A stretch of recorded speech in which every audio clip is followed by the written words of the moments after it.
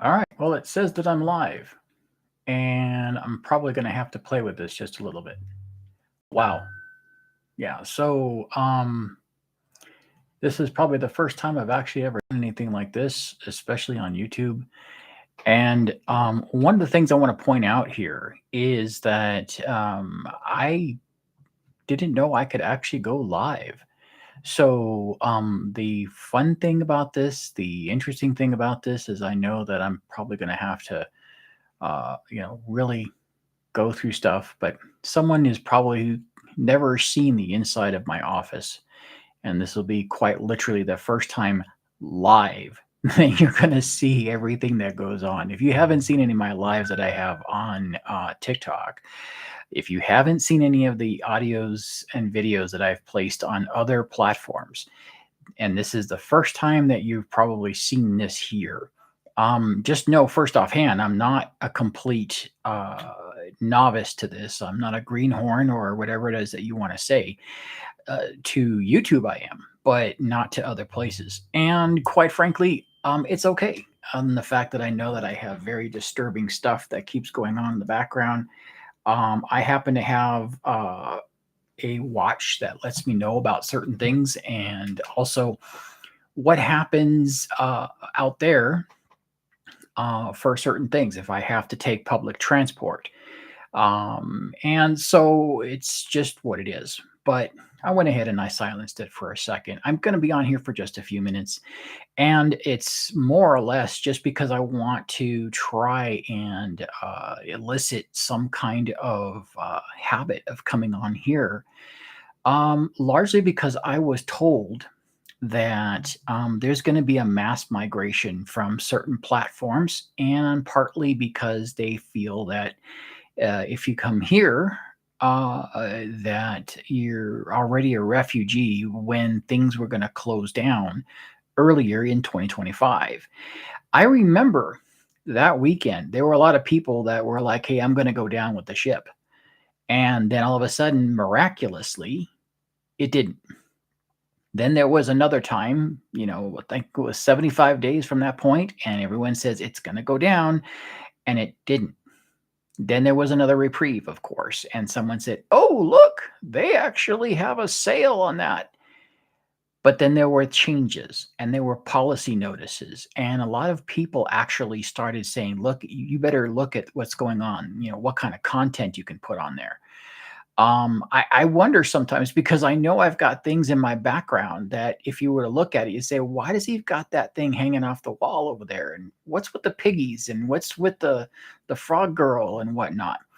You know, if someone really, really wanted to analyze, I know that there's probably some psychologists out there having a field day, not realizing that for me, that this is just my office, and this is where I make and do all the things that I do.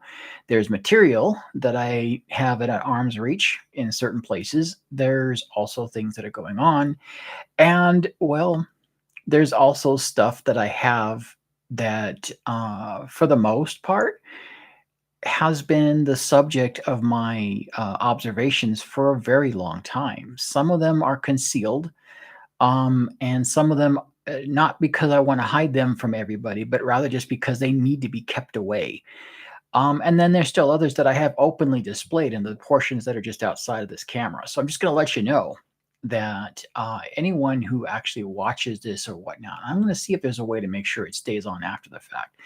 But I found that people will look at items and say, why the spectacle? You only need go to certain places where you can sell things. There's an auction site that pretty much people know. It's been around for 30 years, and I know for a fact that there is a niche market for certain things. And because I know it's out there, of course I had to experiment. But then I found some, and it wasn't the exorbitant price that I had to pay for it. And guess what? I did some testing of my own. What does that mean? It means that if you uh, had found something at a place and you had question marks about it, there is a process to find out if it's something that you should be concerned with or not. And well, if it is something, there are people who are willing to buy it from you. It's a niche market. You're not going to get rich. I'm going to tell you that right now. But because I know that the embodiment of most of those items tend to be dolls, and I know that it already has its own stigma, then I'm also going to just tell you that anything that you find with any kind of attachment, and it's interesting because in one person's mind, they told me that um, the type of people that attach themselves to certain types of toys and or dolls and or objects of any kind, determines the uh, femininity and the masculinity of said attachment. I couldn't tell you which is which. What I can tell you is that if that is truly a thing that I'm still looking up and still researching, I would probably want to make sure that said items are at least determined, that, hey, there's something there. But if you want to do further research on your own, you can buy it. And it's if not from me, you can buy it from some folks on that popular auction site that I was talking about that's been around for 30 years. I know I'm keeping it vague that way, but I don't know what the mentioning is. And I know I've already talked about other social media platforms, but that's because I'm trying to let you know that I'm not new to the idea, but I am new here. And I might actually start doing things here. Probably going to go through the whole thing of recording a whole session, doing it live with you, and then somewhere in there, I just might also plug that in to know to let people know, hey, I'm doing this right now, and this will be the live recording session. And yes, I know it's in the morning, and I think it gives the time, which is fine by me. The majority of what I do tends to be uh, stuff where I make reference to the evening time. But I also want to let you know that it is nighttime somewhere else. Right now, it is approximately just after midnight in Tokyo. Also, it is in Germany right now, if I'm correct with my time zones, it's evening time over there. So when I'm recording and I tell you good evening, well, I guess it's cliche to the it's 5 o'clock somewhere. So I just want to make sure that you understand that I'm still in that mentality, knowing that technically it's nighttime somewhere. And in some cases, I know people still fear the night in certain portions of the world. Do me a favor. If you hear this, please, if it's in your nature to do so, say a prayer, light a candle, whatnot, for the folks over in the European area that are undergoing all kinds of, what do you call it, uh, conflict and whatnot. And I really want to just say, hey, there's people over there that have to worry about what they're eating, and also, that have to look over their shoulder while they're eating. Or in some cases, they probably have to do things in shifts where someone is actually up watching so that if something's happening, they can be woken up and taken to safety quickly. Um, I don't think anyone should have to live that way. I know that humanity at the very beginning probably did. You had people drawn to eating around a fire in the evening time. And I know there's some kind of like, mental state for this, why it makes it so successful. I actually tested the theory once of putting a candle in the middle of the dinner table and lighting it. And for some reason, it was much calmer. There was open conversation. There was a lot of things that took place. And the next night, I didn't have the candle lighted. And it was very quiet. No one talked. And it was just kind of like there. It was more of like a mechanical process.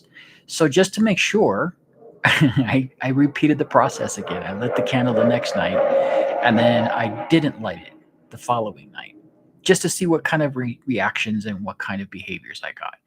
The idea of having a candle at the dinner table when people are eating and it's lighted does actually create a more pleasant mood. I don't know what the rhyme or reason is to it. And I did this deliberately just to see what would happen. I saw this on somebody's like video thing and I said, "Oh yeah, I poo-pooed the idea that this is not right.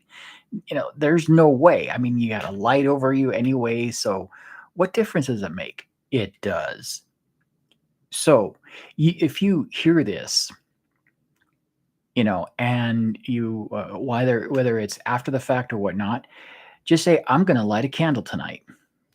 It doesn't have to be for anything or a prayer or whatnot. It can be for something else. It can be for what's what I'm looking for here. It just can be for just doing that dinner experiment, and it will surprise you. If it doesn't surprise you, it's because you've done it before or you know about it. But if you haven't and you wanted something that was more of a lively meal with the family, I encourage you to just give it a whirl, see what happens. And at the end of the day, you just might actually find yourself, saying, "Hey, that was an interesting experience." Not everything has to be paranormal. That is something where there's a ghost or something like that involved. Some things are paranormal just for the sake of it's an experience that's outside of the norms. I want people to know that. And I'm probably going to go on to another place and I'm going to talk about that because this particular Halloween season, I know for certain I'm going to be doing things way different. Why? Is because I'm on so many different platforms. I'm on Apple Podcast now. I'm actually on what is it called? Buy Me a Coffee. And as you see, I'm actually streaming live here for the first time. And I know I probably don't have anyone there. That's okay because I think I'm going to turn this into a video and try to do something with that. But there you go. Let me see if it'll actually share this because it says that I can. And I'm wondering what mediums I can actually put this onto. Um, oh, wow. I got quite a few different things here that I can go to and put it there. Um, wow. Okay. So I see that I've got several venues of which I can actually do this with. That's great. Um, but there you go. This tells me that there's a lot of things that I can and can't do. This tells me who I can actually communicate with. And I think that's great because what it tells me is that I can share this with some people. They can come take a look. And I think I'm going to do something that I haven't done before. You're probably saying, "What's he going to do now?" I think I'm going to make it so that the camera and everything is going to go live. And I'm going to do it overnight. And you're probably saying, "Why would he do that?" Because I want to see if people witness stuff. Part of the issue that I have is I've always told people I've got things going on all the time. It's literally a truth from a certain point of view. What I mean by that is that if you look at the doors behind me, they really shouldn't be moving at all whatsoever. But I've had reports from folks that live here just like I do that sometimes these doors behind me shudder. They move and you can hear them. You can see that there's a cabinet to one side of me. That cabinet usually is shut, and it's left shut. But there have been times when I would come in and that cabinet doors, their top and bottom, would be open. Uh, Subsequently, there would also be issues with the drawers. Now, this happened not because of anything that I called in, or for that matter, this happened not because of anything that I bought, you know. But I also know that when I'm doing things, it's been determined that some of the things that I'm actually, trying to do bring in a certain amount of energy and accumulation. So what ends up happening is that some of them kind of stick around. You can make your own residual energy and therefore a residual haunt. So it's just kind of doing a replay. So is the energy that's there actually something where it could be all the things I've been doing, opening and closing these cabinets, opening and closing these drawers on my desk? In some cases, the door itself, the office door has been opened a couple of times. I've had pictures from my security cameras that I kept out, where you can see a figure kind of standing in the middle of the room. Orbs of all kinds. I have not captured EVP here yet, but okay, this is where it kind of goes into another area. Is that I did get some EVP when I was testing something that I recently acquired.